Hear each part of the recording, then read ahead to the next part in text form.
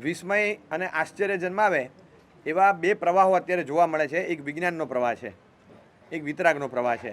વિજ્ઞાનનો પ્રવાહ એટલો આશ્ચર્યકારી છે. પૂર્વકાળમાં જે રોગો થતા હતા અને એ રોગની સામે અત્યારે જે પ્રકારની ચિકિત્સા મળે છે, તો કોઈ પણ માણસને એમ થાય કે લાઈફ એક્સપેક્ટન્સી કેટલી વધી ગઈ 10-15 વર્ષની, કે પહેલાં તો નાના નાના ડાયરિયા થઈ જાય તો માણસ પતી જતો હતો, એ ખાલી ગોળી ન મળી માણસ પતી જાય. હવે અત્યારે 3-4 સ્ટેજના કેન્સરવાળો આરામથી 20 વર્ષ જીવે છે, કારણ કે એ પ્રકારની સુવિધાઓ મળી. અંદર કોઈ પણ પ્રકારનું આમ ઇન્ફેક્શન લાગ્યું હોય તો ઇન્ફેક્શનને દૂર કરવા માટે એકદમ એક્સ્ટ્રાઓર્ડિનરી કક્ષાના એન્ટીબાયોટિક્સ શોધાઈ ગયા. પછી એક દવાથી ન થાય તો એની કરતાં ઉપરનો ડોઝ આપે, એનાથી ન થાય એની કરતાં ઉપરનો ડોઝ, એકદમ હાઈએસ્ટ લેવલનો ડોઝ એવો આપી દે કે એની આડઅસરો પડે, જબરજસ્ત આડઅસરો પડે, પણ એ આડઅસરોને પહોંચી વળાય એકવાર ઇન્ફેક્શનને તોડી નાખે. ઇન્ફેક્શન આની કરતાં બહુ જ નબળું હોય અને માણસનો ઘાત કરી નાખતું હતું, પણ એ સમય ગયો અને પછી ધીમે ધીમે દવાઓ બધી શોધાતી ગઈ અને પછી દવાઓ એવી શોધાઈ ગઈ. આજે સમજો કે અંદર બહુ કાર્બન જમા થઈ ગયું છે, બાયપેપ આપી દે, બહુ કાર્બન ડિપોઝિટ છે, કાર્બન ડિપોઝિટ વધી ગઈ છે અને એ કાર્બન ડિપોઝિટને દૂર કરવા માટે માત્ર બાયપેપ લગાડીને બધું ખેંચી કાઢે. માણસ કાઢી નથી શકતો, તો ફેફસાનું કામ મશીન કરે અને એને ખેંચીને બહાર લઈ લે અને અંદરથી બધો કાર્બન ઓછો કરી નાખે. આ સુવિધા મળી એટલે માણસ જીવતો થયો. પણ ખાલી કાર્બન ડિપોઝિટ અંદર નથી થતી, કાર્બન ડિપોઝિટ થાય છે. જે કર્મના વર્ગણાના પૂતગલો અંદર ગ્રહણ કરે છે જીવ, પ્રત્યેક ક્ષણે જ્યારે રાગદ્વેષ કરે ત્યારે ગ્રહણ કરે અને અંદર આટલા બધા સમયથી, આટલા ભવોથી ભેગી થયેલી કાર્બન ડિપોઝિટને દૂર કરવા માટેનું બાયપેપ કયું? એ કયું? બસ એ જ ધર્મ છે, એ જ યોગ છે, આ એનું આ શાસ્ત્ર છે. એટલે જ્ઞાનીઓએ કીધું કે તમે ધર્મ કરો છો ત્યારે તમને મોટો બેનિફિટ એ થાય કે તમારી અંદર જમા થયેલી જે કાર્બન ડિપોઝિટ છે, કર્મના પરમાણુઓ, પૂતગલો, એ અંદર જે જમા થયા એ ફટાફટ સટાસટ બહાર ખસશે અને એ ખસી જશે. એને દૂર કરવા માટે આપણે પ્રયત્ન નથી કરતા તો ધર્મ જાણે અંદર આવીને પુરુષાર્થ કરે છે. યોગ પોતે જ પુરુષાર્થ કરે છે. તમે એક નાનકડી ક્રિયા કરી હોય આરાધનાની અને એ ક્રિયા સ્વયં તમારી પાસે કંઈક એવું કાર્ય કરાવે અને એના આધારે તમારી અંદર જમા થયેલી કાર્બન ડિપોઝિટ બધી ઓછી થાય. એટલા ભયંકર કર્મો બાંધેલા હોય, એટલા બધા પાપો કરેલા હોય અને જીવનમાં પાપો કરીને એટલું કાબરચિત્રું જીવન બનાવેલું હોય, એમ લાગે કે આ જિંદગીમાં હવે આ કેટલા ભવે મોક્ષે જશે. એવા પ્રકારના સુવિધાઓ મળી ગઈ. ધર્મશાસ્ત્રોએ એવા પ્રકારના યોગો બતાવે કે જેના આધારે આખી કાર્બનની ડિપોઝિટ ગાયબ થાય. તીર્થંકર પરમાત્મા, તમે ખાલી મને એક એક્ઝામ્પલ આપો કે સાધુ ભગવંત ઘરે વરવા માટે આવતા હોય અને હું તમને જ્યારે ક્યારેય જોવા પણ ન મળે ને એવું એક કલ્પના ચિત્ર આપું છું, થોડું ભયાનક છે. મહાત્મા ઘરે વરવા માટે આવતા હોય અને હાથમાં લાકડી લઈને હટ હટ હટ કહીને ભગાડી મૂકે. આ દ્રશ્ય જોઈને તમારા મનમાં ભાવ શું આવે? એ કેવો ભારે કર્મી આત્મા છે, કઈ જાતનો માણસ છે, અને કંઈ ખબર પડે છે કે તું કોની સાથે વર્તે છે? માણસ સાથે આવું ના વર્તે, તું સંતો સામે આવું વર્તન કરે છે. ગમે તેવો માણસ હોય તો એના પ્રત્યે અરુચિ થઈ જાય, અસદભાવ થઈ જાય. આ માણસ ક્યારે છૂટશે? ધર્માત્માઓ વિચારે બચારાનું ભવાંતરમાં શું થશે, એનું શું થશે, આ બધું વિચારતા હોય. અને કોઈ આવીને કે આ તો દેવલોકમાં જવાનો હતો, હોતા હશે, હા કે દેવલોકમાં જવાનો છે. આ માણસ દેવલોકમાં જાય 15 દિવસ પછી? તમને કોઈ કહે કે આ 15 દિવસ પછી દેવલોકમાં જવાનો જ, તમે માનો? હવે સાધુ તો બહુ નાના છે. તીર્થંકર પરમાત્મા મહાવીર સ્વામી એ વિચારતા આવ્યા અને ચંડકૌશિક એમને ડંખ આપ્યો. આ ડંખ આપેલો શું કર્યું? એને તો ખાલી કનકખલમાંથી કાઢી મૂકવાતા. તમે આવ્યા કે મારા ઇલાકામાં તમારે આવવાનું નહીં, કોઈ પગ નહીં મૂકવાનો. એ આવ્યા અને ફૂફાડા મારી અને ભગાડવા જ માગતો હતો. એટલે એનો ડંખ એટલે હટ, આ જ હતું. એને તીર્થંકરને વિચરતા ભગવાનને કાઢી મૂકવાનો એક જીવલેણ પ્રયાસ અને જાનથી ખતમ કરી નાખવા સુધીનું આક્રમણ. આ કર્યા પછી એનું ડાયવર્ઝન આવ્યું, એણે અણસણ કર્યું અને પછી 8મા દેવલોકે ગયો છે, સર્પનો આત્મા. હવે આપણને લાગે કે પ્રભાવ કોનો? આ કોનો પ્રભાવ? તમે માનો નહીં, શાસ્ત્રોમાં દ્રષ્ટાંત આપ્યા છે કે એવો માણસ તોફાનીમાં તોફાની બ્રાહ્મણ, એને કોઈ રાખી ન શકે, ઘરમાં કંટાળી ગયા, બધા નગરમાં લોકો કંટાળી ગયા, એટલું તોફાન કરે એને કાઢી મૂક્યો. એના ઘરનાએ પણ કાઢી મૂક્યો, કોઈ જોઈએ જ નહીં. આ કાઢી મૂક્યો તો ઘરની બહાર નીકળી ગયો, ગામની બહાર નીકળી ગયો. હવે જૈસે કો તૈસા મિલા. એને કે એવા ચોરો મળી ગયા, એ કે આ સાગરીત સારો લાગે છે. અને પેલા લોકોને તો બધું કીધું કે આવી રીતે ન કરાય, કોઈ આનાકાની કરતું હોય બે ઠોકી દો એટલે સીધું મળી જાય. અને દમ મારો ને એટલે છાપ એવી પડે, આપણે જોઈને સીધું ઉતારીને આપી જ દે, આપણે ખેંચવું છૂટવું ના પડે, એવું બતાવી દીધું. એ ચોરની પલ્લીમાં સામેલ થઈ ગયો અને જે મુખ્ય હતો અધિપતિ એનો ખાસ માનીતો થઈ ગયો. પછી તો એટલા બધા લૂંટફાટ ને ધાડ ચાલુ કરી, ચારે બધું તોફાન મચાવ્યા. પેલા ઉપરી જે હતા એના ચોરની પલ્લીના નાયક હતા એ મરી ગયા, અધિપતિ મરી ગયા. બધાએ કીધું કે આને જ અધિપતિ બનાવો. સિનિયર નહોતો એન્ટ્રી મોડી થઈ હતી, પણ હવે ઘણીવાર પરફોર્મન્સ સારું આપતા હોય ને તો કે આને બનાવો, તો પરફોર્મન્સ બેસ્ટ એને કેપ્ટનશીપ સોંપીને લીડર થઈ ગયો. પછી તો બાકી જ નહીં રાખવાનું. જેણે આખા સ્ટેટને લૂંટવા આવતો હોય ને એવી મોટી ગેંગ બનાવી, એવી મોટી ગેંગ લઈને ગામમાં જાય, આખા ગામને લૂંટીને પાછો આવી જાય. હવે એ ધાડ પાડે એટલે આખી રાત ચાલે, 4-6 કલાક, એક ઘર બાકી ન રહે. હવે એમાં એક ગામમાં પહોંચી ગયા. એ ગામમાં જ્યાં પહોંચ્યા ત્યાં આગળ કોઈ બ્રાહ્મણને ત્યાં એમણે હલ્લો મલાવ્યો, અને ત્યાં હલ્લો બોલાવતા ધમાલ એ થઈ કે એક જગ્યાએ ખીર પડેલી હતી. હવે ખીર પડેલી અને એ જોઈને પેલા ચોરના બધા માણસો હતા, એને થયું કે ચલો અહીંયા તો પેલા ખીરે મળી ગઈ, અને પેલા ખીર ઉપાડી લીધી અને ખાવા માંડ્યા. છોકરાઓ રડારડ કરે છે. એકદમ ગરીબ દરિદ્ર બ્રાહ્મણનું ઘર, એક દીકરો એક દીકરી એટલા બધા રડે છે, પપ્પા પપ્પા પપ્પા કરતા રડતા ગયા. કારણ કે માગી માગીને ક્યાંકથી ખાંડ ને ક્યાંકથી એલચી ને ક્યાંકથી ચોખા ને ક્યાંકથી દૂધ ને આ બધું ભેગું કરીને માંડ માંડ છોકરાઓને જીદ શાંત કરવા માટે પેલા શાલીભદ્રના કથામાં આવે એ રીતે ખીર લાવેલા. માગી માગીને ભીખ માગીને લાવેલી ખીર આમને ખાલી ખાવા મળે એક માટે, એટલે આ જો લઈ જાય બધું તો છોકરાઓ રડારડ કરે. અમારી એને ઘર બળે બધું લઈ જાય એમાં વાંધો નહીં, ખીરમાં વાંધો હતો. નાના બાળકને કશી ખબર નથી પડતી કે શું થાય છે અને શું જઈ રહ્યું છે. હું બોરીવલી મેં ઘરે વરવા માટે ગયેલો, વરવા માટે ઘરે હજી પગ મૂક્યો, દરવાજો સેજ ખુલ્લો, સેજ, અને એ ખુલ્લો રાખતા, અને ગોચરીનો ટાઈમ હોય તો મહાત્માને ઠોકો ના પડે, સેજ અડાડેલો હતો. મેં આમ ધક્કો મારીને ધર્મલાભ અંદર અવાજ આપ્યો. હવે દરવાજાની બરાબર પાછળ એક નાનો ટેણીયો ઘરનો એ હાથમાં કંઈક લઈને કરતો હતો. તો મેં જેવો દરવાજો ખોલ્યો, મને તો ખબર નહીં પાછળ છે, મેં સેજ દરવાજો ખોલ્યો એટલે એને અડ્યો સેજ. એના હાથમાં એક ડબ્બી હતી, એ ડબ્બીમાંથી પેલી નાની નાની વરિયાળી પીપર આવતી, પહેલાં નાની કલરફુલ, એ વરિયાળી પીપર કાઢવા જતો હતો, અને એને સેજ ધક્કો લાગ્યો તો બધું પડ્યું. અને પછી જે અવાજ કર્યો છે, જે ભેંકડો તાણ્યો છે ને, એને તો જે ભૈરવી લલકાર્યો, હું તો ગભરાઈ ગયો. એટલો બધો જોરથી આખો ફ્લોર ભેગો થઈ જાય, એટલો મોટેથી રડવા માંડ્યો. મને તો ખબર નહીં શું થઈ ગયું. અંદર ગયો એકદમ, હું તો ગભરાઈ ગયો. હા હવે એના મમ્મી ને બધા ઘરના બધા આવી ગયા, બેટા ઊભો રહે. પછી જો બેટા મારા સાહેબ આવ્યા છે, એ રોજ આવે છે, મારી વરિયાળી પીપર ઢોળાઈ ગઈ, એ રોજ આવે છે. આપણું તો જ્યારે બારાનીમાં લીલામ થઈ ગયું. આશ્ચર્ય લાગે. એના મમ્મી કહે કે તને કંઈ ખબર પડે છે મારા સાહેબ આવે છે તો આવું બોલાય? હવે એની પાસે છે મૂલ્યાંકનની દ્રષ્ટિ, એને અસદભાવ છે એમ ન કહેવાય. એની પાસે મૂલ્યાંકન કરવાનું જ્ઞાન નથી. અસદભાવથી મૂલ્યાંકન ન થાય એ અભિનિવેશ કહેવાય, અને અણસમજણના કારણે જ્ઞાનનો અભાવ છે અને મૂલ્યાંકન નથી કરી શકતો, એ અજ્ઞાનતા છે.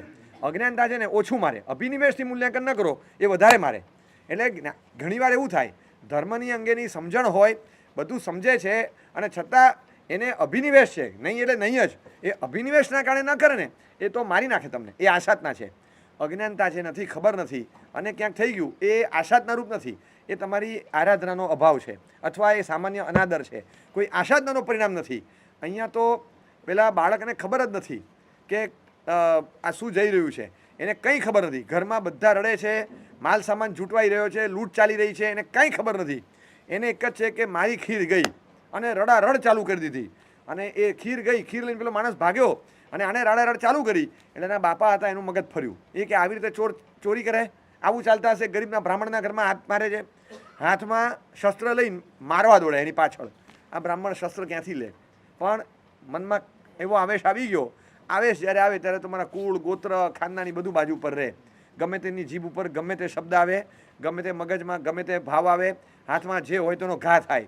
એટલે એવા સમયમાં કપડાથી વધીને છે ને કડક કોઈ ચીજ હાથમાં જ ન લેવાય. જ્યારે મગજ ફાટે ત્યારે કશી ખબર ના પડે કે શું થઈ રહ્યું છે. આવેશ એવી ચીજ છે, અને હાથમાં ઉપાડ્યું શસ્ત્ર. તમે જો માર્ક કરજો કે જ્યારે પણ ગુસ્સામાં હોય ને, ક્યારેક કપરકપી ધોયા ને તો જોજો, ગુસ્સામાં હોય ને ત્યારે કપરકપી ધોવામાં અવાજે વધારે આવે. આમ મૂકવાનું તો એવી રીતે કે ફૂટે નહીં, પણ આમ તમે મૂકો ને તો ધડ ધડ ધડ આમ અવાજ આવ્યા કરે. કારણ કે અંદર પેલું એગ્રેશન હોય એ કપરકાબીમાં ઉતરે. આપણે કપડાની ગળી વાળીએ ને તો ઘડીએ સરખી ન વળે, ગળી વાળીએ આમ કરીને જોરથી પછાડીએ, ઘડીએ એમાં અવાજ ના આવે કારણ કે કપડું છે, પણ એમ પછાડવાનું, મૂકવાનું ન થાય. ઘરે આવે ને કંઈક કચકચ થઈ ગયો ને, બૂટ કાઢીને આમ ફેંક્યું, મોજું કાઢીને આમ ફેંક્યું, બૂટ મોજે ફેંકી દેવાના, રૂમાલનો ઘા કરવાનો. કારણ કે કપડાં બદલવામાં એગ્રેશન હોય, કારણ કે મગજ ફાટેલું છે. જ્યારે પણ એગ્રેશન આવે ત્યારે ક્યારે પણ સર્જન ન થાય, વિસર્જન જ થાય, વિસર્જન થાય. કોઈ માણસે ગુસ્સામાં કોઈ લેખ નહીં લખ્યો હોય ક્યારેય કે આ લેખ છે ને મેં એકદમ ગુસ્સો આવ્યો ને ત્યારે લખ્યો હતો, ક્યારેય ન લખે. એ ક્યારેય ન લખે. એ લખેલો લેખ હોય ને શાંતિની પળોમાં, ગુસ્સો આવે ત્યારે મેં ફાડી નાખ્યો, કેમ નથી જોતો, નથી છપાવો, ફાડી નાખ્યો. પછી સાંજે ત્યારે રે આ લેખની કોપી તો છે નહીં અને મેં તો ફાડી નાખ્યો, હવે શું કરવાનું? એટલે ગુસ્સો ભયંકર ચીજ છે. આંગી સરસ કરી હોય અને ભગવાનને વરખ કર્યા, બધું કર્યું, દેરાસરમાં કોક આવીને ખાલી બોલી ગયું કે તમે આ ભગવાન લઈને બેસી ગયા, આ ભગવાન તો મારા છે. ભગવાન મારા એટલે આ ભગવાનને રોજ હું આંગી કરું, તમે કેમ લઈ લીધું? અરે કે ભાઈ મને ખબર નથી. તો પણ તમને ખબર છે ને આ રોજ ભગવાનને આંગી? મને નથી ખ્યાલ એવો, અમે તો હમણાં ચાલુ કરી છે, તો મને મન થયું કે આ સરસ છે, ભગવાન તા લઈને બેસી ગયા કે આ નહીં ચાલે, આ નહીં ચાલે, તમારે આ ભગવાનને આંગી નહીં કરવાની. એમાં જરા થઈ ગયું તો પેલા કળશ લઈને ઢોળી દીધો. આખા વરખવાળા બાટલા લગાડેલા તૈયાર ભગવાન, કળશ ઢોળી દીધો, આંગી કાઢી નાખી. લ્યો લઈ જાઓ. કોણે? જેણે આંગી કરી હતી એને જ. એ કે લ્યો લઈ જાઓ, તમારા ભગવાનને કરો આંગી. હવે મારી આંગી થઈ ગઈ છે, એમને આપી દીધા હોત અને એને કરવું હોત તો કરત એના વિવેક પર, પણ એમાં મારે મારી આંગી બગાડવાની શું જરૂર મારા હાથે? આ શું હતું? આવેશ. આવેશ અંધાપો છે. It is blindness, momentary blindness, that is anger. ગુસ્સામાં, આવેશમાં ખબર જ નથી પડતી કે માણસ શું કરે છે. તોડફોડ કરી નાખે, નસો કાપે ને માથા ફોડે ને ગ્લાસ ફેંકે. આ બધું શું છે? આ મોમેન્ટરી બ્લાઇન્ડનેસ છે. સાયક્લોનિક મૂડમાં આવી જાય, પવન ફૂંકાય ને ત્યારે વાંધો નહીં. વા અને વાવાઝોડું, આ બેમાં બહુ ફરક છે. એ ઝુંડમાં આવે ને આખું સાફ કરી નાખે. આ તો વાવાઝોડું હતું. અધ્યવસાયો એવા ઉકળ્યા અને આવેશમાં પેલો બ્રાહ્મણ શસ્ત્ર લઈને ભાગ્યો.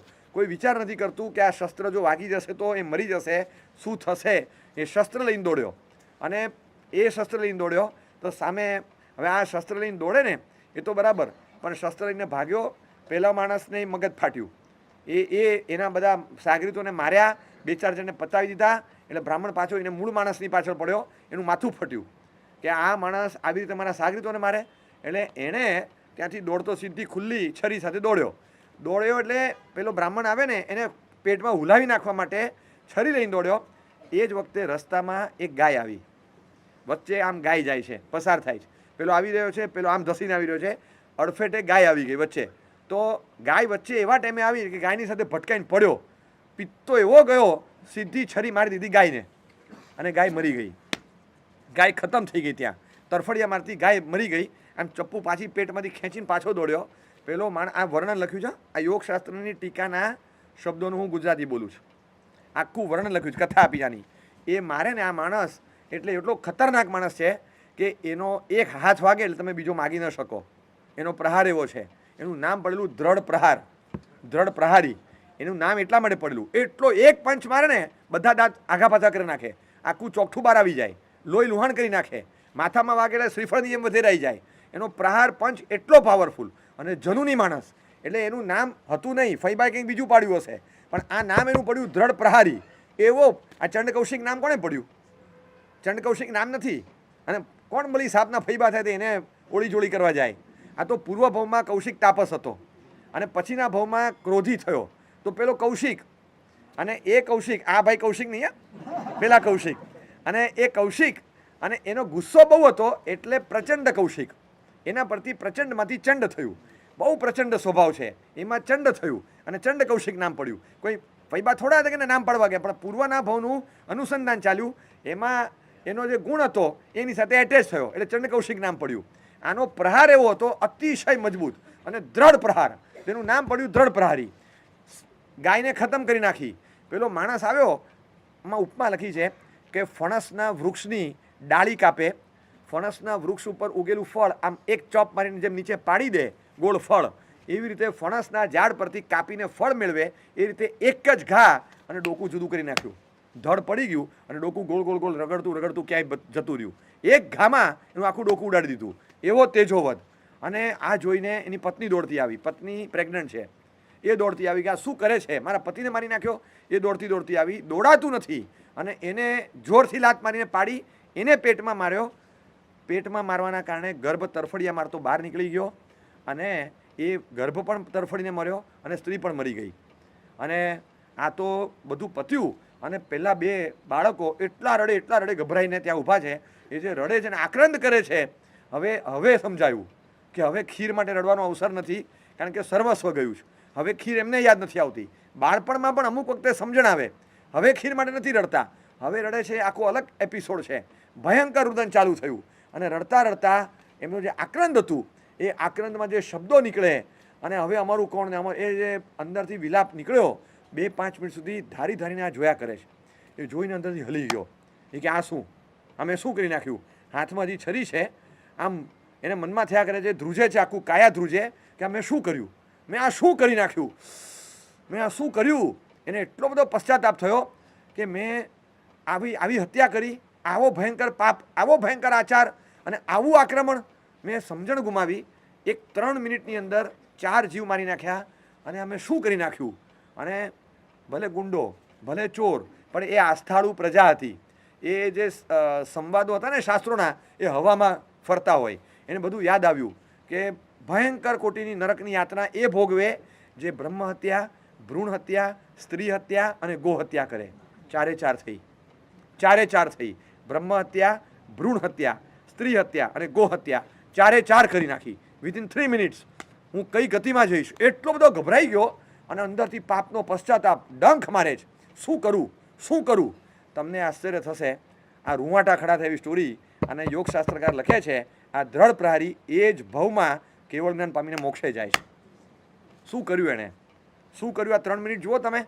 હવે આગળનો એપિસોડ તો હવે આવે છે, પણ આવો પાપી જેણે કશું છોડ્યું નથી, ધર્મ પ્રત્યે શું આસ્થા પ્રગટાવે, જેને આમ રજૂ કરવાનું છે ને શ્રાવક ધર્મના 35 ગુણો, એના વ્રતો, આગળ જતા સાધુના ગુણો, આ બધું જે બતાવવાનું છે એના પહેલાં ધર્મનું પ્રોપર માર્કેટિંગ કર્યું છે. એમણે બતાવ્યું કે ધર્મ એની ઇમ્પેક્ટ શું આવે છે, એની અસર શું પડી શકે.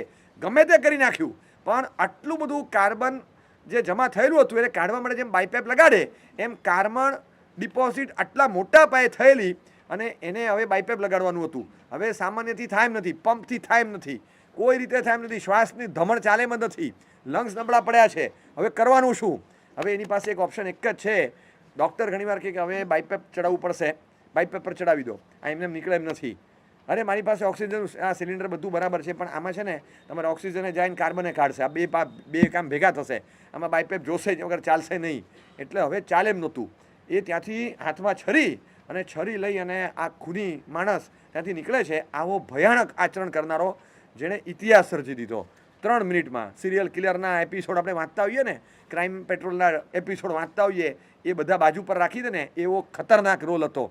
કોઈ ખુન્નસવાળો માણસ અને જેને જોઈને એમ લાગે કે આ માણસને શું થયું છે કે આવું તો એ કઈ રીતે કરી શકે, માણસની કક્ષામાં કરી ન શકે એવી રીતનું. અને જ્યારે આવેશ આવે ને ત્યારે માણસ રહેતો નથી. તમે સમજી જાઓ, માણસ રહેતો નથી.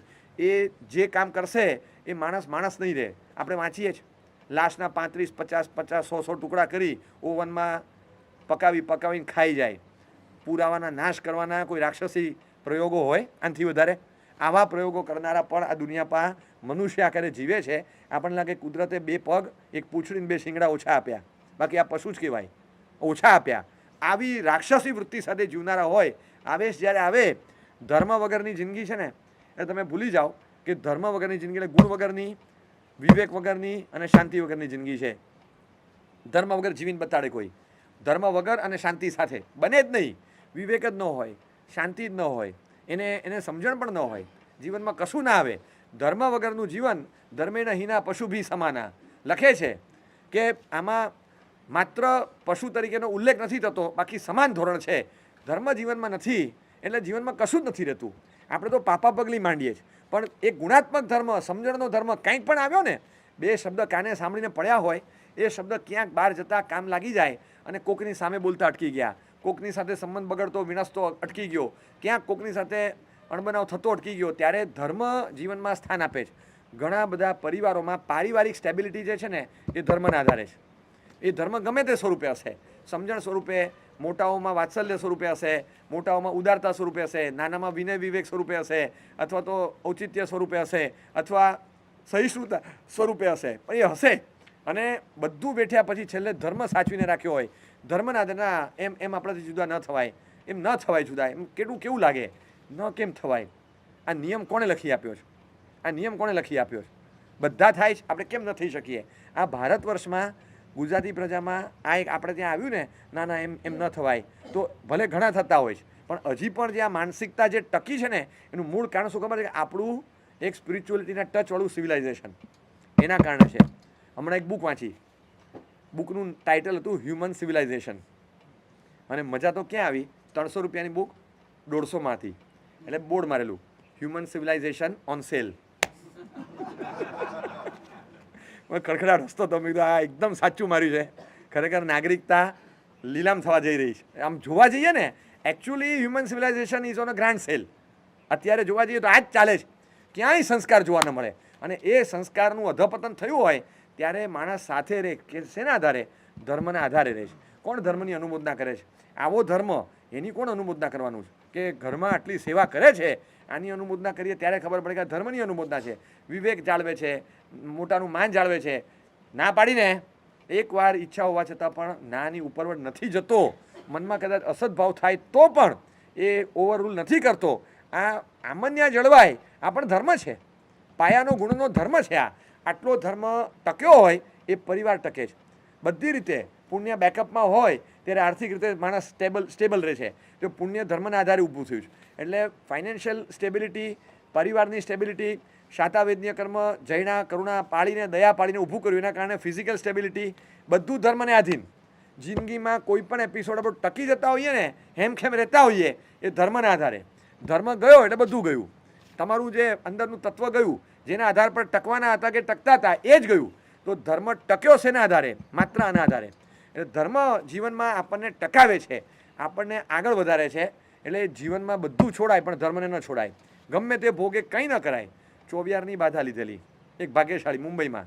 અને જ્યારે બાધા લેવા આવે ને આવી અવસ્થામાં એમણે હાથ જોડ્યો. અહીંયા 2-3 જગ્યાએ બેન્ડેજ મારેલા, હાથ આમ હતો અને આમ હાથ જોડ્યો. આમ પ્લાસ્ટર હતું બેગમાં અને આમ હાથ જોડ્યો. સાહેબ 24ની બાધા આપજો. આવી અવસ્થામાં તો આ કોઈ લે નહીં. લીધેલી હોય તો છૂટ લેવા આવે આવી અવસ્થામાં. પણ આ રીતે બાધા લીધી. મેં કહ્યું મને કે આપણે લાઈફ ટાઈમની જોઈએ છે. કોઈક એકદમ એવું લાગે અને ઇન્ડિયાની બહાર ક્યાંક જઈએ તો ત્યારે જોશું. બાકી લાઈફ ટાઈમની બાધા. પછી તો થોડા પરિચયમાં આવ્યા. મને ખબર પડી ભાઈ શું કરે છે. હવે આ ભાગ્યશાળીને કોઈક હશે કામ, એ ભાઈનું જે પણ કામ હશે તે પણ એમાં થોડુંક એ કામના ભાગરૂપે થોડુંક જોખમી કામ એમના ભાગે આવતું. અહીંયાથી ત્યાં પહોંચાડવાની. હવે થેલો લઈ અને એક્ટિવા પર નીકળે, સ્કૂટર પર થેલી કે થેલો લઈને એક્ટિવા પર નીકળે. હવે ક્યાંક કોકને સમાચાર મળ્યા હશે. હવે આ ભાગ્યશાળી છે ને ચોમાસામાં પર્યુષણ સુધી 24 નક્કી કરેલા. અને એકવાર આવી રીતે નીકળ્યા હશે તો કોઈક લોકો જેને થેલો પડાવી લેવાનો છે એ લોકોમાં મેસેજ ગયો કે નાસ્તાનો ડબ્બો લઈને નીકળ્યો છે. એ લોકો નાસ્તાનો ડબ્બો ટેકનિકલ વર્ડ છે. હા, નાસ્તાનો ડબ્બો લઈને નીકળ્યો છે એટલે ટેકનિકલ વર્ડ કીધો. અને એ નાસ્તાના ડબ્બાવાળાને પકડવા માટે આ 2 જણા પાછળ પડ્યા. એક જણે ચાલુ બાઇકમાં એને જોરથી લાત મારી. એવી લાત મારી કે આખું ફંગોળાઈ ગયો. હવે આ ફંગોળાઈ ગયો એમાં એનો થેલો આમ એક ટ્રક નીચે ઘૂસી ગયો. અને ખરેખર એક ડબ્બો હતો જેમાં ખાખરા, ચકરી ને એવું બધું હતું. ચા મંગાવીને 24 વાળવાનો હતો. એ ડબ્બો ફેંકાયો અને ડબ્બો ખુલી ગયો. ખાખરા ને ચકરી ને બધું બહાર નીકળ્યું. બેસનના લાડુ હતા, બધું નીકળી ગયું બહાર. ઓલા માણસો હવે હેલ્મેટ ખોલી, અરે એ તો વાકઈ નાસ્તા કા ડબ્બા હે. અને એમ પછી પાછા ફર્યા અને ભાગી ગયા. હવે થેલો લેવા જ નહીં ઊભા રહ્યા. અને પેલો છોલાઈ ગયેલો બધું કહે મારો થેલો ક્યાં ગયો, મારો થેલો ક્યાં ગયો. ઓલા લોકો તો ભાગી ગયા. અને પછી ઘણું માણસ ભેગું થઈ ગયું. કોક માણસ ત્યાંથી એ આપકા બિસ્તર એમ કહીને ત્યાંથી થેલો કાઢીને આપી ગયો. આને ખબર જ નહીં કે ટ્રકની નીચે ભરાઈ ગયો છે. ઘસડતો 20 ફૂટ જતો રહ્યો. આ થેલો પાછો આવ્યો અને એનો જાન આમાં હતો. થેલો લઈ ગમે તેમ ગાડીમાં બેસી ગયો અને પાછો આવ્યો. અને પછી તો પાટા પીણીને બધું કરાયું. અને પછી બીજે દિવસે આવી અને કે સાહેબ 24ની લાઈફ ટાઈમ બાધા આપો. એને ખ્યાલ આવ્યો કે આ બચ્યો કેમ, આ કેમ બચ્યો. આ લોકોનું લોકેશન સાચું હતું, ડેસ્ટિની સાચી નહોતી, અનુકૂળ નહોતી એ લોકોને. આને પ્રતિકૂળ ડેસ્ટિની હતી, આ માણસને અનુકૂળ હતી. એ લોકો કયા નિયતિના ખેલથી બચી ગયા ખબર નહીં. એને મનમાં બેસી ગયો આપણે 24 કર્યા અને ખરેખર બચ્યા. બાકી જિંદગીમાં એક પ્રતીતિ જ્યારે ધર્મની થાય ને ખાતરી સાથે. જે દિવસે મુંબઈમાં બ્લાસ્ટ થયેલો ને રેલવે સ્ટેશન પર, ખ્યાલ છે સાંજના ટાઈમે, ત્યારે તિથિ કઈ હતી યાદ છે તમને? ગુરુ પૂર્ણિમા હતી. મને એટલે યાદ છે કે એનું બહુ મોટું મૂલ્યાંકન ઇન્ડિયન એક્સપ્રેસે ફ્રન્ટ પેજ ઉપર કરેલું. રોજ 1 દિવસના ખાડા વગર 6:33ની ગાડી પકડવાવાળા જે હોય એમાંના 70-80 જણા એ દિવસે હાજર નહોતા. 12 મહિના આ ગાડીમાં જવાવાળા. એ જ દિવસે આગલા દિવસથી 24 હાઉસમાં પાસ લીધા અને 4 મહિના 24 વાળા એ બધા મુંબઈના 24 હાઉસમાં હતા. એમાંના કેટલાક ઘરે જઈને 24 કરવા હોય તો એને 6:33ને બદલે એને 6:05ની પકડી લીધી. અને કેટલાક લોકો દૂર પહોંચી ન શકે એ લોકોએ 6:55ની પકડવાનું નક્કી કર્યું. આ ગાડીમાં એ લોકો નહોતા, જે રોજ આ ગાડીના 8 ડબ્બામાં હોય. એ લોકોએ કલેક્ટિવલી કીધું કે અમે કાયમ આ ડબ્બામાં જનારા છીએ, ગઈકાલથી જ આ ડબ્બો છોડ્યો છે અમે, વર્ષોથી આ ડબ્બામાં હોઈએ. તો આ કોણે બચાવ્યા? તો the Jain tradition of chauvihar save 70 lives, આ એનું કેપ્શન હતું નીચે, Jain tradition of chauvihar save 70 lives. અને આખો ચોવિયાર હાઉસમાં બધા જમે, જેનો ફોટો, આવી રીતનો ફોટો ઇન્ડિયન એક્સપ્રેસમાં ફ્રન્ટ પેજ ઉપર છપાયેલો. અને ગુરુ પૂર્ણિમાની તિથિ હતી, ગઈકાલની ચોમાસી 14, આજે બીજો દિવસ. અને મને હજી યાદ કે આ રીતે માણસ બચી જાય. ધર્મ કર્યો હોય ને, ખુન્નસ ગમે એવું આવે, પણ એને જ્યારે બચે છે, જો 2 વસ્તુ છે, ધર્મ આકસ્મિક આપત્તિમાંથી બચાવી લે છે, અને આકસ્મિક આપત્તિમાંથી બચ્યા પછી માણસને ધર્મ 100% સૂજે પણ ખરો. એ સૂજે. મુંબઈની અંદર પાર્લામાં આરાધક પરિવાર રોજ વ્યાખ્યાનમાં બેસે, ચોવિયાર કરવાનો, સ્ટોક માર્કેટમાં જાયન્ટ મોટું કામ, અને હાથમાં કાગળિયા લઈને દોડે ને ચાલે. બટુકજી હતા, આપણને લાગે તમને વ્યવસ્થિત પર્સનાલિટી. વાતમાંથી વાત નીકળી, મેં કીધું તમે ધર્મ સારો કરો છો નાની ઉંમરથી. મને કે સાહેબ ચાલે છે, મહેરબાની છે ભગવાનની. કીધું શું કરો? મને કે ચોવિયાર, વ્યાખ્યાન, રોજ અષ્ટપ્રકારી પૂજા, ચોવિયાર અને વ્યાખ્યાન, આ 3 વસ્તુ છોડવાની નહીં. અને લગભગ બને ત્યાં સુધી એક સામયિક કરીએ. કોઈક વાર સામયિકમાં ખાડા પડે, પણ બાકી લગભગ સામયિક નહીં છોડવાની. બધું આટલું સરસ તમારા જીવનમાં આવ્યું, તો શરૂઆત કેવી રીતે કરી? મને કે સાહેબ બધું ચેક સ્ટોરી છે સાહેબ, એની ક્યારેક વાત કરશું. કીધું કયા ગુરુ ભગવંતી પામ્યા? મને કે દાઉદ ઇબ્રાહિમ. કીધું શું? મને કે દાઉદ ઇબ્રાહિમ. કીધું તમારા ગુરુ? હા, મારા ગુરુ મહારાજનું નામ છે. કીધું દાઉદ ઇબ્રાહિમ? હા સાહેબ, હવે તમે વાત કાઢી છે તો કહી દઉં. આ વાત કાલ પર રખાય? મને કે મેં કીધું જે હોય તે અત્યારે કહી દો. અત્યારે જે તમને થાય છે ને મને ત્યારે થતું હતું, ચટપટી પડી. મેં આ દાઉદ ઇબ્રાહિમ એટલે મારે વ્યાખ્યાનો ટાઈમ થતો હતો. મેં કહી દો, અત્યારે હું 5 મિનિટ પછી જઉં, તમે બોલો. મને કે સાહેબ શેરમાં સ્ટોક માર્કેટના બિલ્ડિંગમાં જે દિવસે ધડાકા થયા ને, તો હું ત્યાં જ હતો. હાથમાં કાગળિયા ફોલ્ડ કરી, મોટા ડોક્યુમેન્ટ્સ બધા હાથમાં, હું ત્યાંથી નીકળ્યો અને લિફ્ટમાં આવ્યો. હજી તો લિફ્ટમાં આવ્યો ત્યાં યાદ આવ્યું કે પાઉચ રહી ગયું, એટલે પાછો લિફ્ટમાંથી બહાર નીકળ્યો. લિફ્ટના દરવાજા બંધ હતા, પાછા ખોલાવી હું બહાર આવ્યો. બહાર આવીને પાઉચ લેવા ગયો. મારી સાથે બીજા 3 જણા હતા, એ લોકો તો નીચે ઉતરી ગયા, એ લોકો વેઇટ ના કરે. હું એ પાઉચ લઈને પાછો આવ્યો. હવે મારે લિફ્ટ આવે એની રાહ જોવાની. આ લિફ્ટ જે નીચે ગઈ એમાં બધા પતી ગયા. લિફ્ટ નીચે ગઈ, દરવાજો ખુલ્યો અને બ્લાસ્ટ થયો, કાચ બધો વાગ્યો. ઓલા 3 તો પતી ગયા, હું એ જ લિફ્ટમાં હતો. અને લિફ્ટ પાછી ઉપર ના આવી, અને ધડાકાનો જે અવાજ આવ્યો, ઉપર બારીમાંથી જોયું તો દ્રશ્ય જોઈને હેપતાઈ ગયો. મને થયું કે હવે આ બિલ્ડિંગમાં બોમ્બ બ્લાસ્ટ છે, શું છે ખબર નહીં. એટલે હાથમાં બેગ અને પાઉચ લઈને હું સીધો સડ દાદરા જ ઉતર્યો. કીધું હવે ઊભા ન રહેવાય, આ બિલ્ડિંગમાં કંઈ થઈ ગયું તો. એકદમ ભાગ્યો, મુઠ્ઠી વાળીને ભાગ્યો. નીચે ઉતરતા જે દ્રશ્ય જોયું, ચારે બધું ગભરાટ કે આ શું દ્રશ્ય છે.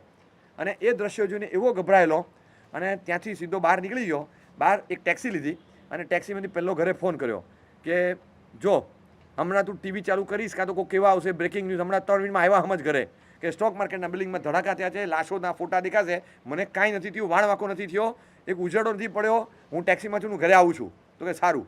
તમને કહ્યું કે ના મને કાંઈ નથી થયું, એટલે તું ચિંતા ના કરતી અને ફોન ના કરતી કોઈને, અને કોઈ ઉતાવળ ના કરતી. મને કાંઈ નથી થયું, આ ધડાકા થયા પછીના ન્યૂઝ છે, એટલે હવે તું મારા ધડાકાના બધા લાશના ચિત્રો દેખાડશે, તું પેનિક ના થતી. વાઈફને ફોન કરીને કહી દીધું, અને ટેક્સીમાં સીધા કાલબાદેવી સ્ટોક માર્કેટથી કાલબાદેવી ઓફિસમાં આ બધો સામાન મૂકીને ત્યાંથી આ ટેક્સીમાં પાછો પાર્લા ભેગો થઈ જવું. કાલબાદેવી જતા હતા ત્યાં ઝવેરી બજાર પાસે એમની ટેક્સીથી 10 ફૂટ આગળ સ્કૂટર ઉછળ્યું. 20 મિનિટ પછી બીજો બોમ્બ ધડાકો થયો હતો. મારેથી 10 ફૂટ આગળ સ્કૂટર ઉછળ્યું, સીધું અમારી ટેક્સી આખી ગોળ થઈ ગયા આમ, અને એવા ગભરાઈ ગયા. ઓલો ટેક્સીવાળાના કાચ ફૂટી ગયા. ટેક્સીવાળો કે સાહેબ નીચે ઉતરો. मेरे को नहीं आने का है, किधर भी नहीं आने का है. अरे कि अभी इधर ऑफिस है, आप चलते जाओ, मेरे को पैसा भी नहीं चाहिए, मेरे को किधर नहीं आने का है. आज क्या लगा है बम्बई में. ઓલો ટેક્સીવાળો ગભરાઈ ગયો, એ ટેક્સી છોડીને જતો રહ્યો.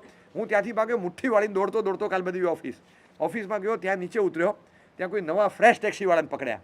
એ ટેક્સીમાં બેઠો, પાછો ફોન કર્યો કે કાલબાદેવી ઓફિસથી નીકળી ગયો છું, અહીંયા હમણાં આવું થયું. હાય તમે જ્યાં જાઓ ત્યાં ધડાકા કેમ થાય? આ વાક્ય આમ ઘણી વાર સાંભળેલું હોય, પણ આ તો ટેકનિકલી સાચું હતું. તમે જ્યાં જાઓ ત્યાં ધડાકા કેમ થાય? તો કે જે થાય તે, પણ આશ્ચર્ય એ છે કે દર વખતે ધડાકામાં બચી નથી જતો, ભોગ લેવાય. આ વખતે બચી ગયો. અને પછી હવે નવી ટેક્સી લઈને હું સીધો આવું છું. ત્યાંથી નીકળ્યા, હજી 15 મિનિટ થઈ, સિગ્નલ પર મારી ટેક્સી ઊભી છે, અને ત્યાં આગળ બરાબર પેલી માર્કેટની બહાર વરલી પાસે સેન્ચુરી બજાર પાસે ત્યાં જે ધડાકો ત્રીજો થયો, એ ત્રીજો ધડાકામાં હું ત્યાં, અને ટેક્સી અમારી ઉભેલી, અમારી આગળ એક વ્હીકલને ત્યાં આગળ ધડાકો થયો સિગ્નલ પાસે, ત્યાંય કંઈક ઉછળ્યું. અને ત્રીજા ધડાકામાં તો એ લોકો સાહેબ આગળ બધી અટકાવી દીધી, એ વાહન આગળ નહીં જાય.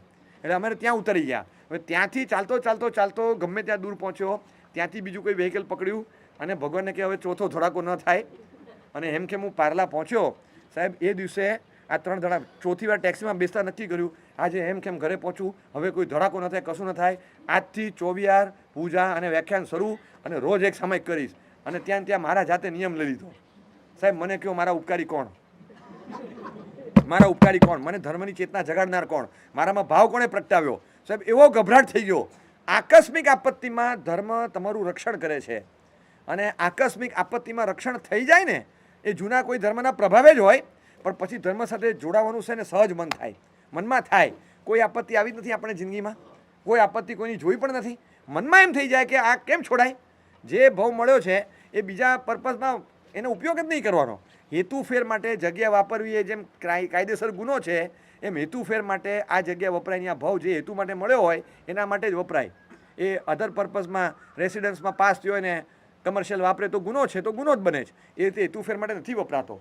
એટલે એ જગ્યા જે પર્પઝ માટે છે એમાં જ વાપરવાની. ધર્મ કરતાં પહેલાં આ ઉદાહરણ આપીને જ્ઞાનીઓ કહે છે કે આવા પ્રારંભિક કક્ષાના ધર્મમાં પણ પ્રવેશ કરવો હોય તો તમે સમજી લો કે ધર્મની ઇમ્પેક્ટ શું છે, ધર્મની તાકાત શું છે. આટલું બધું અંદર કાર્બન ડિપોઝિટ હતી. કેટલી? ગો હત્યા, બ્રહ્મ હત્યા, ભ્રૂણ હત્યા અને સ્ત્રી હત્યા, 4 હત્યા કરનારો ઘાતકી એ ધડપ્રારી બચી જાય નું કારણ એક જ કે જીવનમાં ધર્મ લીધો. ત્યાંથી નીકળે છે ને સાધુના દર્શન થાય છે. સાધુના દર્શન. અને સાધુના દર્શન થયા, હાથમાંથી છરી મૂકી દીધી અને સાહેબને કીધું સાહેબ બહુ ભયંકર પાપી છું, મારો છુટકારો થાય?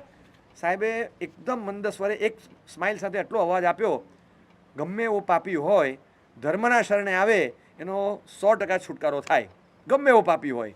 સાહેબ બ્રહ્મ હત્યા કરે નરકે જાય? તો કે હા. ભ્રૂણ હત્યા કરનારો નરકે જાય? તો કે જાય. ગો હત્યા કરનારો જાય? તો કે હા. અને સ્ત્રી હત્યા કરે તો કે હા નરકે જાય. નીતિશાસ્ત્રો કહે છે કે આ 4માંથી કોઈની પણ હત્યા કરી હોય તો સાહેબ આ 4 હત્યા 3 મિનિટમાં કરીને આવ્યો છું. 3 મિનિટમાં આ 4ને પતાવ્યા છે. અને આવો પાપી હું મોક્ષે જઉં, હું સ્વર્ગે જઉં, મારી દુર્ગતિ અટકે મને કયો? સાહેબે કીધું ચિંતા ના કર, ધર્મના શરણે જવાનું.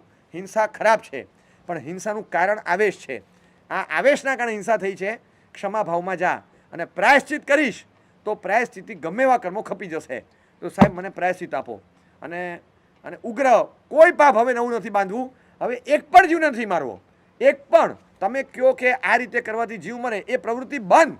હવે જિંદગીમાં બસ થઈ ગઈ. આ મારી છેલ્લી હિંસા હતી. ઘાતકમાં ઘાતક હિંસા પણ આ છેલ્લી હિંસા હતી. હવે જિંદગીમાં કોઈ પણ હિંસા નહીં થાય, એક પણ જીવ નહીં મરે. એ શક્ય નથી ભાઈ, તારાથી શક્ય નથી. કેમ શક્ય નથી સાહેબ? તમે કયો એ નિયમો લઈ લો, એવું જીવન જીવીશ પણ જિંદગીમાં હવે એક જીવ નહીં મરે. આટલું નાનું મચ્છર નહીં, કોઈ જીવ નહીં મરે. અરે કે સ્થાવરના જીવો તો મરે કે નહીં? તો કે એટલે એને સમજાવ્યું સ્થાવરના જીવો, વનસ્પતિ, અપકાય સમજાવ્યું. આ બધા જીવો તો અસંખ્ય બધા મરે. એટલે આ બધા આવી રીતે મરતા હોય એમાં જીવ છે? તો કે હા. સાહેબ બોલ્યા એટલે બોલ્યા. હવે મને કયો કઈ રીતે જીવવું? તો કે અમે તો આ રીતે જીવીએ છીએ, અમારાથી કોઈ નથી મરતા. તો મને ચારિત્ર આપો, મને ચારિત્ર આપો. આ દ્રઢ પ્રહારી હજી અડધો કલાક પહેલાં શું કારસ્તાન કર્યા છે એ કહે છે સાહેબ મને ચારિત્ર આપો. હવે એકવાર કફન બાંધીને નીકળ્યો છું કે હવે જે થવું હોય તે થાય. હવે કંઈકના કાસળ કાઢ્યા, હવે કર્મનું કાસળ કાઢીશ. એક પણ હિંસા હવે નહીં જોઈએ. અને આને ચારિત્ર આપ્યું. દીક્ષા કોને અપાય મને કહો? આપનારની હિંમતને ધન્યવાદ છે, ખરેખર ધન્યવાદ. પણ એમણે દીક્ષા આપીને એ જ્ઞાની હશે, જોયું હશે આનો અંદરનો આમ વૈરાગ્યનો રંગ કે પશ્ચાતાપનો રંગ જોયો હશે. મને લાગે છે કે એના દીક્ષાના મૂળમાં છે ને રાધર દેન વૈરાગ્ય, તીવ્ર ભવ નિર્વેદ, પાપનો પશ્ચાતાપ હતો કે આ સંસારમાં આવેશમાં આવા પાપો કર્યા આ જોઈએ જ નહીં, જોઈએ જ નહીં. એટલે કોઈક વાર કંઈક ઘરમાં ધમાલ થાય ને તો આ ઘર જ ન જોતું એવું થઈ જાય. એની જેમ આ સંસારમાં રહે ધમાલથી સંસાર જ ન જોતો. એનો નિર્વેદ એનાથી પ્રગટ્યો અને એને ચારિત્ર આપ્યું. કોઈ દિવસ કોઈ ધર્માત્મા હોય ને એના ભૂતકાળ લઈને ટિપ્પણી ન કરાય. ભૂતકાળ તો કોનો કેવો હોય? Every saint has his past, every person has his future. દરેક સંતોનો પણ એક ભૂતકાળ હોય છે અને દરેક વ્યક્તિનો એક ભવિષ્યકાળ હોય છે. ક્યારેય કોઈના ભૂતકાળ પર છે ને કોઈ ટિપ્પણી ન કરી શકાય આપણે કે આ તો ભાઈ આવો હતો, હવે ઠીક છે આજે બાવાજી થઈ ગયા, આજે મુનિ મહારાજ થઈ ગયા, બાકી આ કેવો હતો કોઈ તમે ન કરી શકો. કારણ કે એ આપનારે વિચારવાનું છે એના ભૂતકાળના આધારે અપાય કે નહીં. પણ એ ભૂતકાળના આધારે તમે કોઈ દિવસ એનું મૂલ્યાંકન ન કરી શકો. ભૂતકાળ જોયો હોય તો લાગે કે આ વ્યક્તિ દીક્ષા જ ન લે. મારા પિતાજી મહારાજનો ભૂતકાળ એવો હતો, ભલે આવા કોઈ પાપો નહીં પણ જીવનમાં ધર્મની શ્રદ્ધા જ નહીં, પૂજા કરવા જવાના ભાવ ન જાગે અને કોઈને પૂજા કરવા જવા દે નહીં, ક્યાંય ન જવા દે. અને ક્યારેય નહીં જવાનું. એ એટલો બધો ધર્મનો નિરપેક્ષ ભાવ. જવાનું જ નહીં. આ આંબલીમાં ઉપધ્યાન થયા ને, માળનો પ્રસંગ હતો. આ કરશીની માળ હતી, પહેલી માળ, કલ્પેશભાઈના પૌત્રીની માળ વખતે આમ એકદમ ઢીલા હતા. અને હું કાયમ જો ઉપધ્યાનની માળ હોય એમાં ખાસ પહેલી બીજી માળ આવે ને આમ ઢીલા પડી જાય. પછી મેં પૂછ્યું, મેં શું થયું? મને કે આપણે કેવા પાપ બાંધ્યા છે આવેશ ને અજ્ઞાનતામાં, એ બધું યાદ કરે. પછી મને કીધું, મને કે તારા નાનીની માળ હતી, મારા મમ્મીના મમ્મી એટલે એમના સાસુ ગજરાબેન, એમની માળ હતી મુંબઈમાં ઉપધ્યાન. પહેલી માળનો ચડાવો મામાએ લીધેલો અને મુંબઈમાં જ માળ હતી. અને અમારા ફેમિલીમાં 4માંથી કોઈ માળમાં નહીં. હવે એ બધા માળ પહેર્યા કરે આપણે જવાનું, એ ઘડા પીવેલા આપણે જવાનું. એટલે આપણા બધા રવિવારના ફંક્શન એ લોકો નક્કી કરે, તો આપણા ફંક્શન આપણે ક્યારે નક્કી કરશું? એને કંઈ લેવા દેવા નથી. ઘડીકમાં ઘડા પીવે ને ઘડીકમાં માળ પહેરે ને ઘડીકમાં આમ કરે, કશું જવાનું નથી કે. તો ક્યાં જવું તું? અરે આપણે બીજા ફંક્શન હોય કે નહીં, આપણે બીજો કંઈ પ્રોગ્રામ હોય કે નહીં, અચાનક આવી જાય માળ છે, અમે ચડાવો લીધું, ખાસ આવજો, એટલે કે જતા રહેવાનું, આપણા પ્રોગ્રામ કટ કરી નાખવાના. એકદમ ધર્મનો રસ જ નહીં, ધર્મનો જરાય રસ નહીં. અને માળના ફંક્શનમાં હાજરી નહીં આપીને એને કોઈ થપકારો નહીં. પછી જ્યારે ઉપધ્યાન થાય ત્યારે જોવે ને આવો મહિમા હોય માળનો, માળ આવો ઉત્સાહ હોય, પહેલી બીજી ત્રીજી ચોથી બધી જોવે ને એમને થાય કે આટલી બધી ઉગ્ર આરાધના કોઈ આરાધકે કરી હોય, કેટલું શરીર ઉતારી નાખ્યું હોય, કેવી સાધના કરી હોય, પછી માળનો પ્રસંગ આવે છે અને કેટલો મહિમા છે, થનગનાટ કેવા ઉછળે છે માળ પહેરનાર આરાધક. એક માળ ગળામાં પડે એના માટે આટલું બધું એને આપ્યું. અને હવે એની આખી આરાધના સાધના 47 દિવસની નજર સામે જોઈ આવું જ કર્યું હતું એમણે. આપણે ખબર જ નહોતી કે શું કર્યું છે. આપણે એમ કે કરે આવા સામયિક પડીકમણા તો બહુ કરે છે, પણ આ કંઈક ડિફરન્ટ છે. અને આપણે એનું મૂલ્યાંકન ન કરી શક્યા કે ખબર નહીં કેવા પાપ બાંધ્યા છે. અંદરથી પશ્ચાતાપ થાય. આ પાપોનું અનુબંધ છે ને ત્યારે તૂટે. એક વખતના આવા ધર્મનિરપેક્ષ અને અશ્રદ્ધાળુ ગણાય, પણ ચારિત્ર લીધા પછી અંદરથી જે રુજુ પરિણામ, સરળ પરિણામ પ્રગટે અને પશ્ચાતાપ પ્રગટે ને, હજારો જણને ઉપધ્યાન કરાવીને ઉપધ્યાનની માળો પહેરાવીને અમારો મોક્ષ થાય કે ન થાય, પણ પશ્ચાતાપ થયો હોય ખરા હૃદયનો તો એ પહેલાં મોક્ષે જતા રહે. કોઈના ભૂતકાળ પર તમે you cannot bank on it. તમે એની પર છે ને મદાર ન બાંધી શકો. તમને ખબર જ ન હોય કે ભૂતકાળ આટલો ભયાનક છે, એ કયા વેવલેન્થમાં આગળની ધારા પકડશે અને સડસડાટ આગળ વધશે, ખબર જ ન પડે. આ ધડ પ્રહારી છરી લઈને બ્રાહ્મણને મારવા નીકળેલો, હડફેટે વચ્ચે ગાય આવી ગઈ તો ગાયને ચીરી નાખી, બ્રાહ્મણને મારી નાખ્યો, આમ વધેરી નાખ્યો, દડાની જેમ ગોળ ગોળ દડતું ડોકું જતું રહ્યું. પેલી પ્રેગ્નન્ટ સ્ત્રીને પેટમાં મારી દીધી છુરી, તો ગર્ભ અને બ્રાહ્મણી બંને મરી ગયા. ગો હત્યા, સ્ત્રી હત્યા, બ્રહ્મ હત્યા, ભ્રૂણ હત્યા, 3 મિનિટમાં કરીને આવ્યો છે. આવો ઘાતકી ચારિત્ર લીધું. હવે તમે જુઓ, પરાક્રમ કરવા નીકળ્યો છે ને, મરદનો બચ્ચો છે. કમ્મે શુરા તે ધમ્મે શુરા. જે કર્મ માર્ગે શૂરવીરતાથી જાય ને એ ધર્મ માર્ગે પણ શૂરવીરતાથી જાય. એ લોકોને કંજૂસ માણસને ઉદાર બનાવવો અઘરો, ઉડાવ હોય એને ઉદાર બનાવવો બહુ સહેલો. ઉડાવ અને ઉદારમાં ફરક ખબર છે? ગમે ત્યાં નાખી આવે એ ઉડાવ કહેવાય, અને યોગ્ય સ્થાને નાખે એને ઉદાર કહેવાય. ઉડાવને ઉદાર જલ્દી બનાવી શકાય, કારણ કે નાખવાનું તો આવડે જ છે, ખાલી આમ નહીં આમ, એને જગ્યા જ બતાવવાની. ખ્યાલ આવ્યો તમને? એટલે એને જગ્યા જ બતાવવાની છે. આ એવું હતું. શૂરવીરતા, પરાક્રમ એ તો હોય જ, એને ખાલી સમજાવવાનું હતું કે હવે એ જે તમારો વિગર છે ને, બ્રેવરી છે, એ આ બાજુ નહીં આ બાજુ ચેનલાઇઝ કર. તો પાવર અહીંયા માર્યો, એને નહીં આને ફટકો મારે, આ તો આને ઠોકી દઉં. તમારે મારામારી ગમતી હોય તો મારામારીવાળાને શાસન રક્ષાના સુભટના બેન્ચમાં મૂકી દો, એને મજા પડી જાય. એ કે આ બધું આપણને ફાવશે. તમે કહો એક ઇન્ડિયા બે ઇન્ડિયા એ નહીં ફાવે, પણ તમે મને કહો અહીંયા આગળ કોઈ માથાકૂટ ના કરે તો ધ્યાન રાખવાનું કે આપણે ધ્યાન રાખશું, તે ફાવે ને. એટલે એને અમુક વસ્તુ ફાવતી હોય. હવે આ કર્મવીર એ ધર્મવીર થઈ ગયો અને આવીને જે સાધના કરી છે, જ્ઞાની પાસે શું અભિગ્રહ ખબર છે કે સાહેબ તમે સાંભળીને ધ્રુજી જશો, આપણી તાકાત નથી, આપણે ન લઈ શકીએ. બોલો અભિગ્રહ આમ કહું ને, પછી તમને લાગતું હોય તો મને કહેજો કે સાહેબ મને આપો આવો અભિગ્રહ. સાહેબ જિંદગીમાં કરેલા પાપ જે દિવસે યાદ આવે એ દિવસે 24 ઉપવાસ કરીશ, ભોજન નહીં વાપરું. જિંદગીમાં કરેલા પાપો મને યાદ આવે એ દિવસે 24 ઉપવાસ કરીશ. હવે આ કઈ દિવસે યાદ ના આવે? કેટલું કર્યું છે, અને હજી ગઈકાલ સુધી કરતો હતો. અને ગોચરીએ નીકળે ને, ચહેરા પરથી બધા ઓળખ્યા, ખૂનખાર માણસ. ગામમાં ગોચરી જાય, અરે આ પેલો ભરાડી, આ જો આવ્યો, આ જો બાવો બન્યો છે, આ કઈ જાતનો માણસ છે, નાટકો કરે જો બધો, ગામ આખાને લૂંટીને લોહી લુહાણ કરીને હવે બાવો બનવા નીકળ્યો છે. લોકો બોલે, અને લોકો બોલે શાંતિથી ચાલતો હોય, લોકો પથ્થર મારે, ઢેફા મારે, આમ વાગી ગયું, લોહી નીકળે, કશું જોવાનું નહીં, શાંતિ. આત્માને સમજાવે કે ભાઈ શું વીત્યું, લોહી નીકળ્યું ને, કેટલું કાઢ્યું છે, જે વાવ્યું એ વહેશે, બહુ માર્યું છે ને, ખા માર હવે, ક્ષમતા રાખ. આત્માની સાથે વાર્તાલાપ કરે છે, નીકળે છે. અને પછી કોઈક લાકડી મારે, પછી ખબર પડી ગઈ કે આ તો સામે પ્રહાર નથી કરતો, એટલે લોકોની હિંમત ખુલી. પછી તો નબળા માણસો બધા હાથ સફાઈ કરવા આવે. એક એવી મારી આ ઊંધા માથે પટકાઈ ગયો, કોકે નીચે પટકેલો હતો તો આમ ધૂળમાં રગદોળી નાખ્યો, કોકે લાકડી મારી, કોકે ડેફા માર્યા, કોકે પથ્થર ફેંક્યા, માથા લોહી લુહાણ થાય. રોજ એ જાય, એને યાદ આવે કે ના આવે, એનું પાપ લોકો યાદ કરાવે છે, એટલે યાદ આવી જ જાય. અરે આ પેલો બ્રાહ્મણની હત્યા કરનારો, અરે ગાયને ફાડી નાખી હતી, આ ગો હત્યારો છે, આ તો નરકપતિ જ છે, એવું બધું બોલે એટલે એને બધું રિકોલ થાય.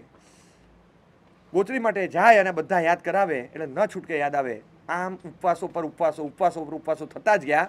અને એક દિવસ વિચાર કર્યો, એ આરાધના કરનારો આત્મા એ ખાલી બેઠો છે અને વિચારે છે કે આટલો બધો માર ખાઉં છું, એ મારના મૂળમાં મેં જ એમના બધાના હૃદયમાં મારા પ્રત્યે ઊભો કરેલો દ્વેષ, મેં જ એમના હૃદયમાં મારા પ્રત્યે ઊભો કરેલો દ્વેષ એ કારણ છે. હું તમને હજી કહું કે અત્યારે એમના વગર ચાલવાનું જ, એમના પર ડિપેન્ડન્ટ છું, કારણ કે મારે એમની પાસેથી ગોચરી લેવાની છે.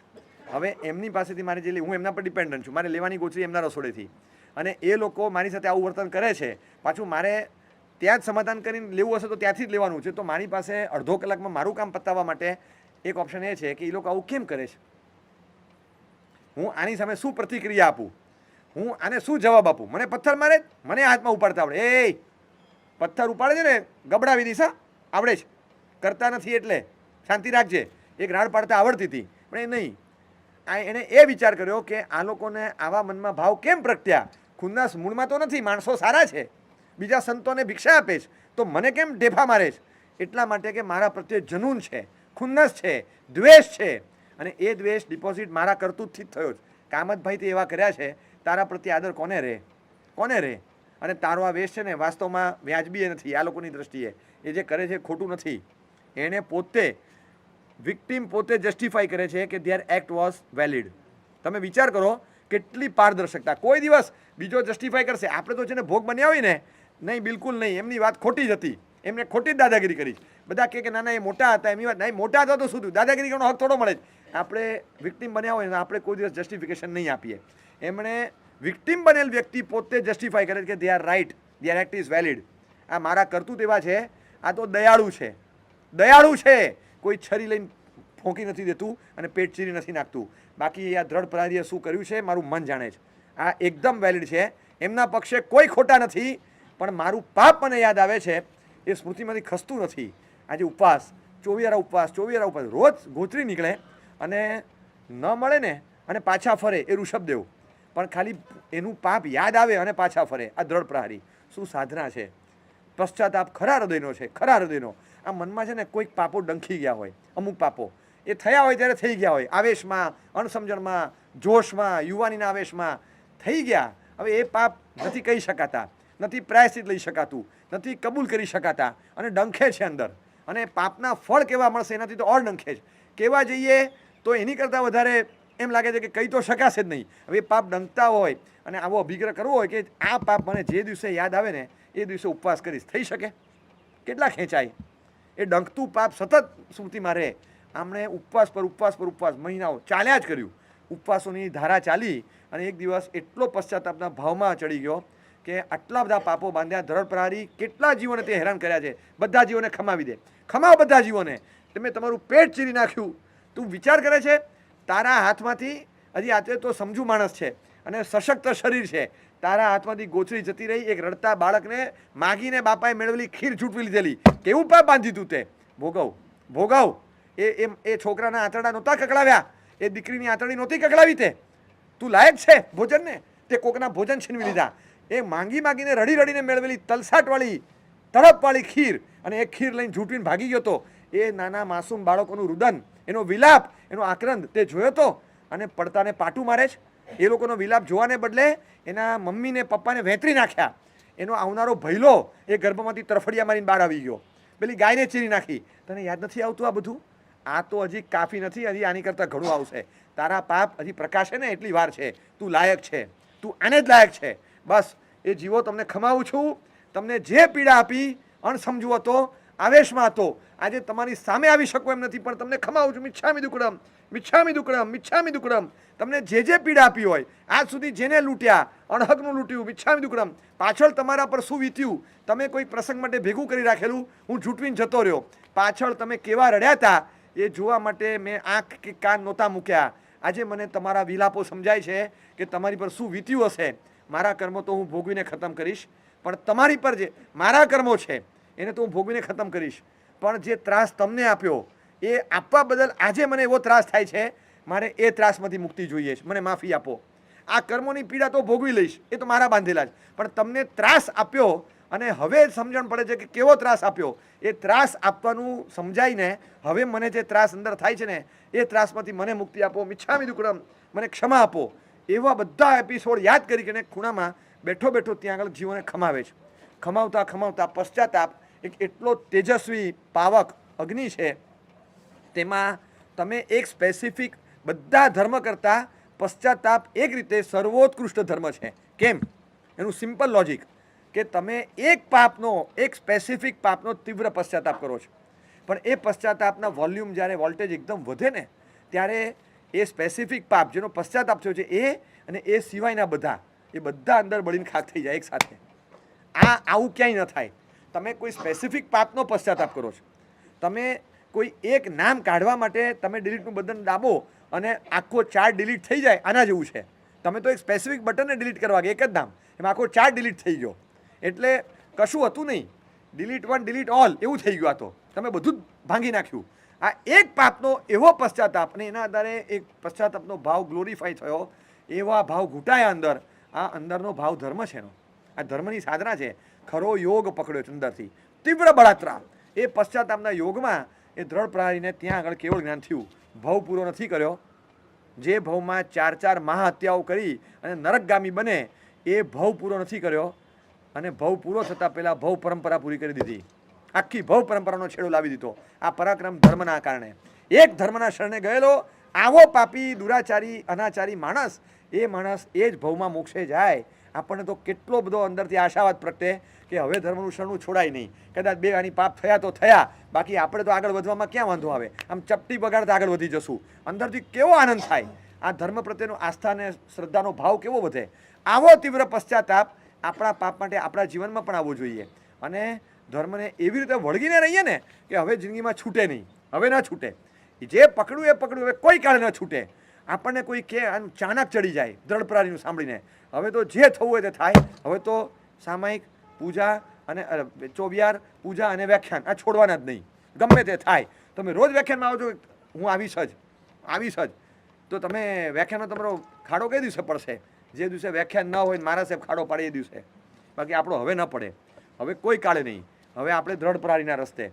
પાપ એવા નથી કર્યા, પણ ઓછાય નથી કર્યા, પાપો ઘણા કર્યા છે. અને જે મર્યાદા છે મારી એ બધી કાયાના પાપમાં, મનના પાપમાં તો દ્રઢ પ્રહારીને ટપી ગયો છું ભાઈ. બહુ પાપો કરી નાખ્યા છે. મારું માને નહીં ને તો એવા તો કંઈકને પતાવી દીધા મનોમન. મારી પર આઈપીસી લાગુ નથી પડતી, કારણ કે મનના પાપ પર કોણ લાગુ પાડે.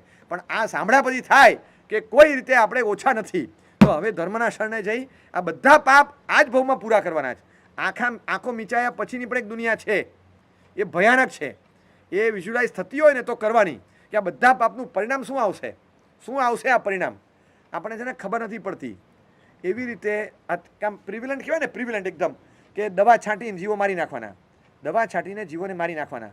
આ મોસ્ટ પ્રિવિલન્ટ વિકલેન્દ્રિય જીવોની હત્યા માટેનો મોસ્ટ પ્રિવિલન્ટ પ્રયોગ અત્યારે છે, કે દવા છાંટી અને મારી નાખવાના. એ ખેતરમાંય થતું હોય અને ઘરમાંય થતું હોય, બધે આ સૌથી વધારે વિકલેન્દ્રિય જીવોની હત્યાનો આ એકદમ બહુ પ્રસારિત પ્રયોગ છે.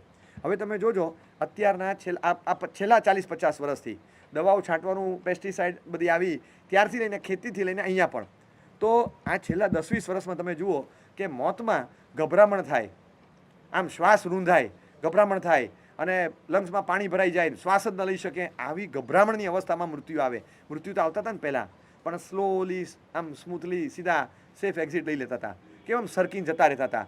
આમ તમે ગણી શકો 5, 4, 3, 2, 1, 0 બંધ થઈ ગયું. આમ તમે છેલ્લા 5 વર્ષ ગણી શકો.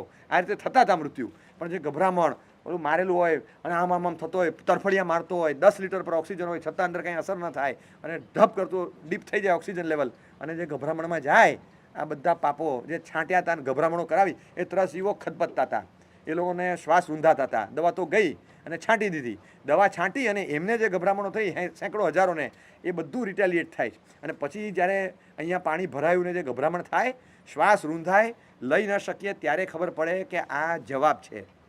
આ કાર્બન એમિશન, કાર્બન અંદર ડિપોઝિટ થાય તો બાયપેપ જેમ કાઢે છે ને, હવે ધર્મના શરણે જઈ અને કાર્બન ડિપોઝિટ થઈ છે એને કાઢવી પડશે.